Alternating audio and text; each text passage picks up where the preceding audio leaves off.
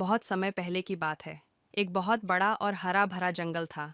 उस जंगल में ऊंचे ऊंचे पेड़, रंग बिरंगे फूल और चहचहाते पक्षी रहते थे। उस जंगल का राजा था हाथी राजा। हाथी राजा बहुत ताकतवर थे।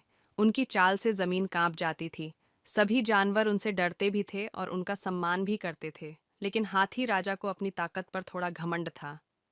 एक दिन हाथी राजा जंगल में टहल रहे थे। तभी उन्होंने देखा कि रास्ते में एक छोटा सा चूहा खुशी खुशी गाना गाते हुए चल रहा है। हाथी राजा जोर से हंस पड़े और बोले, अरे छोटे, तुम इतने नन्हे हो, जंगल में क्या कर पाओगे?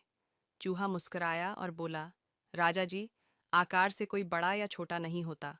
समय आने पर हर कोई काम आ सकता है।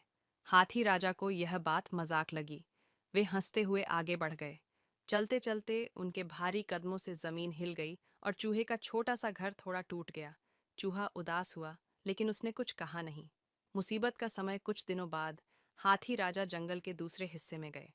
वहां शिकारियों ने एक बड़ा जाल बिछा रखा था। जैसे ही हाथी राजा आगे बढ़े, धड़ाम, वे जाल में फंस गए। हाथी राजा ने पूरी ताकत लगा दी, लेकिन जाल बहुत मजबूत था। वे घबरा गए और दुखी होकर बोले, आज कोई मेरी मदद नहीं कर पाएगा। तभी उन्हें उस छोटे से चूहे की बात याद आई। उनकी आंखों में शर्म आ गई। सच्ची दोस्ती अचानक पास से कटर कटर की आवाज आई। वह छोटा सा चूहा वहां आ गया। चूहे ने कहा, डरो मत राजा जी, मैं हूं ना।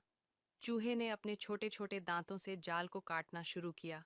थोड़ी ही देर में जाल टूट गया। हाथी राजा आजाद हो गए। उनकी आंखों में खुशी के आंसू थे।